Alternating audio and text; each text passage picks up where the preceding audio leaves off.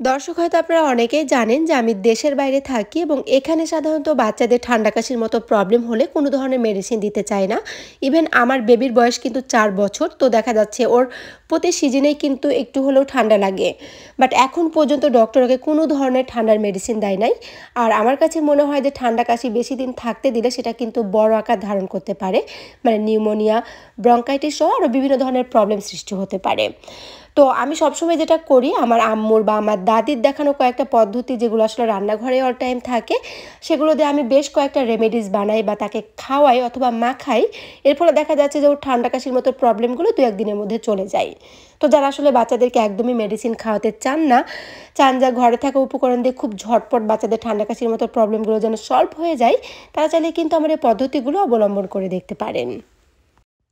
আজকের ভিডিওতে আমি 3টা পদ্ধতি দেখাবো। তো প্রথম ভিডিওর জন্য আমি নিয়ে নিচ্ছি সরিষার তেল।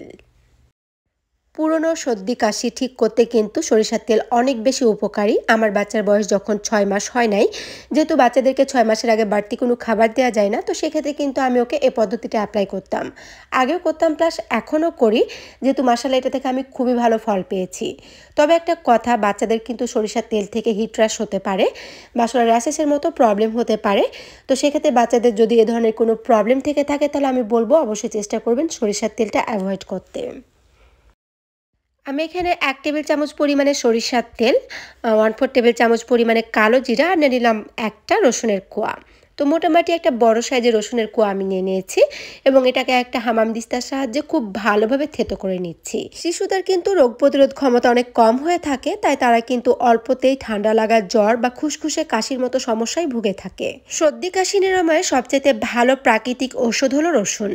রসুনের অ্যান্টিব্যাকটেরিয়াল ও অ্যান্টিভাইরাল উপাদান সর্দি কাশি সৃষ্টিকারী জীবাণুগুলোকে ধ্বংস করে থাকে। প্রতিটা ইনগ্রিডিয়েন্টসকে আমি এখন একটা ওভেন প্রুফ বাটির মধ্যে নিয়ে নিচ্ছি, যেহেতু আমি এগুলোকে ওভেনে গরম করব। আর যারা আসলে ওভেন ব্যবহার করতে চাচ্ছেন না, তারা কিভাবে চুলোতে করবেন সেটাও কিন্তু আমি ভিডিওর মধ্যে বলে দিব। তাই প্লিজ অবশ্যই ভিডিওটা মন দিয়ে দেখতে থাকুন। আমি কাজটা ওভেনে করি, যেহেতু আমার কাছে অনেক ইজি মনে হয় এবং আমি মোটামুটি বলা যায় দিনে 3 থেকে 4 বার আমার বাচ্চার বডিতে এটা অ্যাপ্লাই করে থাকি এবং প্রতিবারই আমি নতুন করে বানাই। তবে আপনারা চাইলে কিন্তু একবার বানিয়ে হালকা করে গরম করে বারবার অ্যাপ্লাই করতে পারবেন। তো দেখতেই পাচ্ছেন রসুনগুলো কিন্তু বেশ ভাজা ভাজা হয়ে গিয়েছে, তাছাড়া খুব ভালো একটা অ্যারোমা চারিদিকে ছড়িয়ে পড়বে।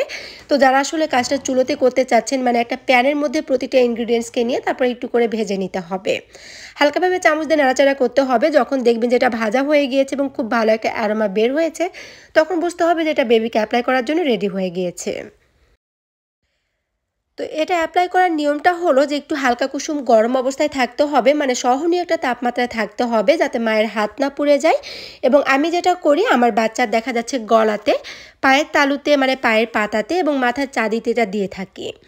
তো বাচ্চা যদি আসলে র্যাশেসের প্রবলেম থেকে থাকে, তাহলে বলবো যে চেষ্টা করবেন গলাতে অ্যাভয়েড করতে, শুধুমাত্র পায়ের পাতা এবং মাথার যে চাঁদি আছে সেখানে দিতে পারেন।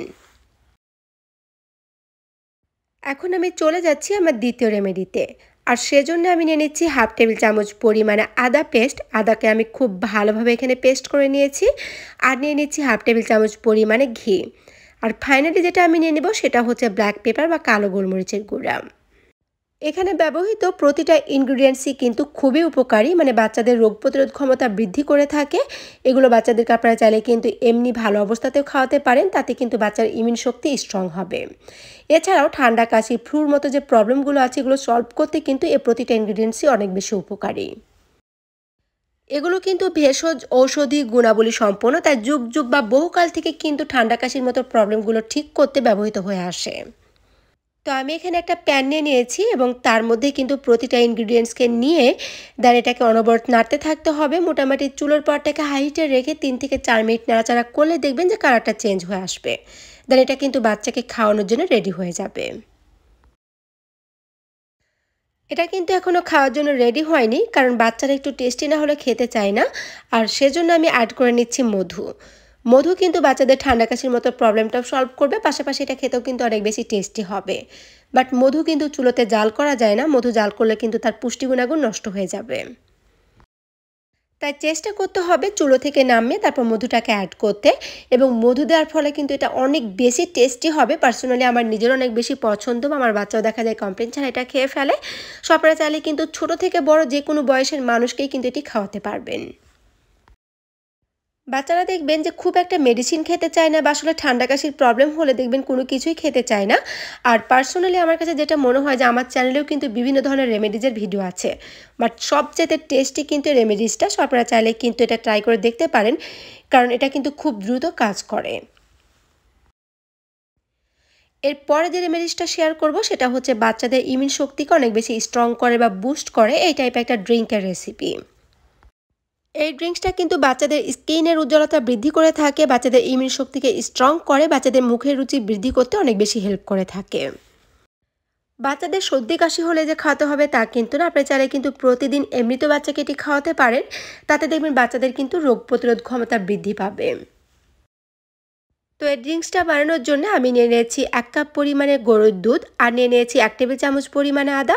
মানে আপনি চেষ্টা করবেন যতটুকুই দুধ নেন না কেন সেটাকে জাল করতে করতে অর্ধেকটা করে নিতে হবে। দুধে আদা অ্যাড করার ফলে দেখবেন যে অসম্ভব ভালো একটা টেস্ট আসে। এছাড়াও যখন দুধটা জাল হয়ে অর্ধেক হয়ে যায় তখন দেখবেন এটা কিন্তু একটু ঘন হয়ে মিষ্টি হয়ে যায়। তো আমি একটা স্ট্রেনারের সাহায্যে খুব ভালোভাবে ছেঁকে নিচ্ছি যেন কোনো লাম্পস না থাকে, কারণ লাম্পস থাকলে কিন্তু বাচ্চারা একদমই এটা খেতে চাইবে না। ছাঁকা হয়ে গেলে এর মধ্যে আমি আবার অ্যাড করে নিচ্ছি টেস্ট অনুযায়ী মধু।